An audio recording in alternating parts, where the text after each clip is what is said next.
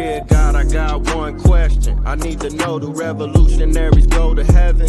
And if so, may their legacies last forever and their seeds grow. Tell them that we love them so and never let them die slow. It's like we cursed to be born black.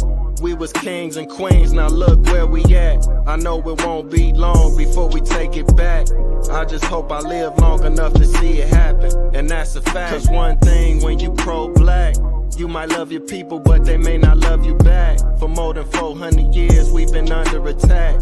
We survived slavery and then they gave us crack. Do revolutionaries go to heaven? Do revolutionaries go to heaven? Do revolutionaries go to heaven? Do revolutionaries go to heaven? Do revolutionaries go to heaven? I wanna know. Do revolutionaries go to heaven? I hope so. Do revolutionaries go to heaven? I wanna know. Do revolutionaries go to heaven? I hope.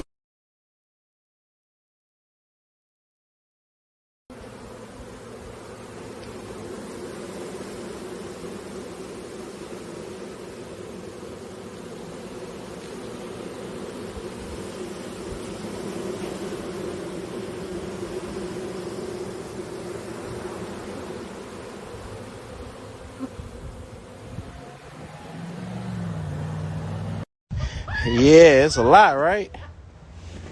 Oh my! Hold on. That is a lot. Boy, oh boy. Are they in the bag? Huh? Are they in the bag? They're gonna go right in here. What? The boxes? Yeah.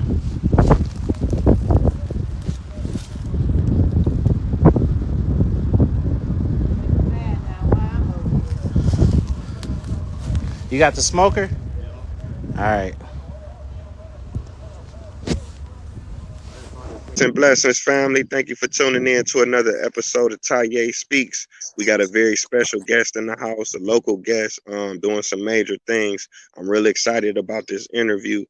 First and foremost, I want to thank you for coming on to the show. It's definitely an honor. Hey man, thanks for having me on, bro. I appreciate you reaching out to me, man. Oh yeah, no doubt. We're gonna get into it. Now, for the viewers who may be watching, they might not know who you are. Let them know who you are. Tell them about your company and definitely where you're from. For sure. I'm Trey, man. I'm from Cleveland. Uh, my company, I'm a beekeeper. My company is called Hood Honey. And we got beehives in the hood. It's on my logo right here. Our first location was on 129th and Benham. Which is definitely in the hood. But that's who I am, and I'm having a good time with this. Wow. Salute to you, man. That's major. I guess my first question is how long have you been a beekeeper? Oh, yeah, that's a good question, man. Just 1 year. Just 1 year, man. But I've been gardening and being in I always been in nature. But I've been gardening since 2013. Um, Kind of, a lot of research, YouTube, Googling things, some reading and stuff. But I've been pretty much in gardening and farming for about 10 years. Wow, that's what's up. That's what's up. See, I'm kind of just now getting into it. So this is my first year because I stay in Cleveland. Well, I'm from Cleveland, but I got a house and I had some abandoned houses next to my house that got torn down. So I bought a couple of the parcels. So this year I've been putting out, a lot of different fruits and vegetables. And then I bought some chickens. I want to do honey, Okay. so you definitely are an inspiration to me. So what actually motivated you to keep bees? Oh, that's yeah. Well, first, uh, good luck to you. Not even good luck, man. Big ups to you for getting your little community garden started, man. Those is major things right there for real. But I uh, I got into beekeeping because just because I love my people, man. I love Black people. But the story is, I used to run this baseball league behind me right here. And when I was running that baseball league, a friend of mine kind of liked what I was doing. So, after I stopped doing that, he had called me and was like, "Hey man, why don't we work on this little project I got called Leaders of Our Future America, LUFA for short." He said he just wanted to do something for the hood. We both from Kinsman, or got ties to Kinsman, you know what I'm saying? So, and people who don't ain't from Cleveland, Kinsman's just a street, just a neighborhood.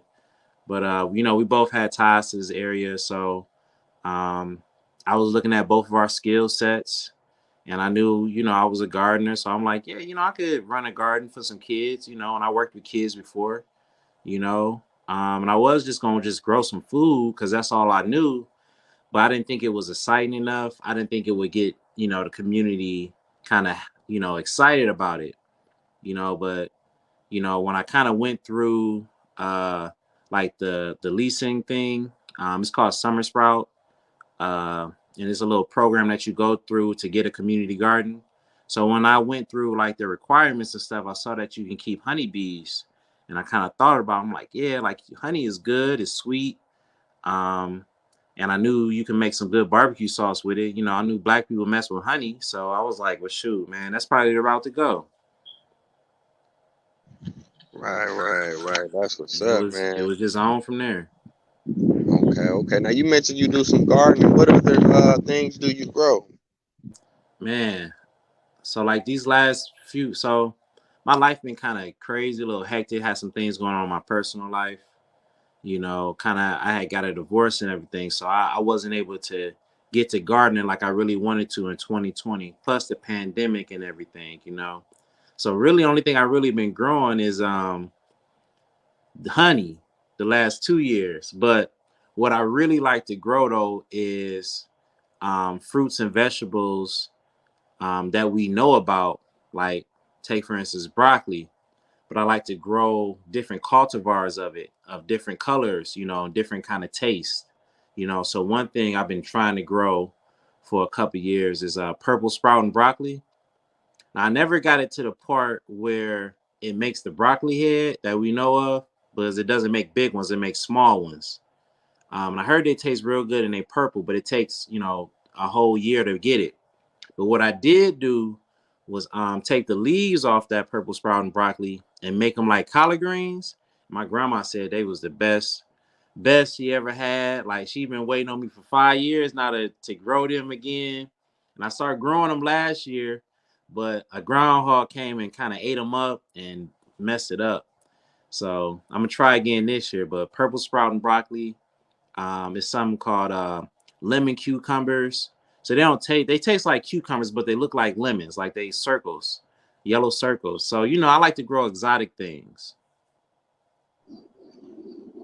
Wow, that's dope. I'm glad you touched on that because like I travel all around the world, man. I've been to like 70 countries, and as an American, you don't realize how many varieties and different fruits it is out there. Like you were saying about the purple broccoli, then you use the leaves, and then you said the lemon cucumber. I haven't had them myself, but our taste buds, man, we just don't know what we missing out here. You know what I'm saying? No, we don't. We really don't.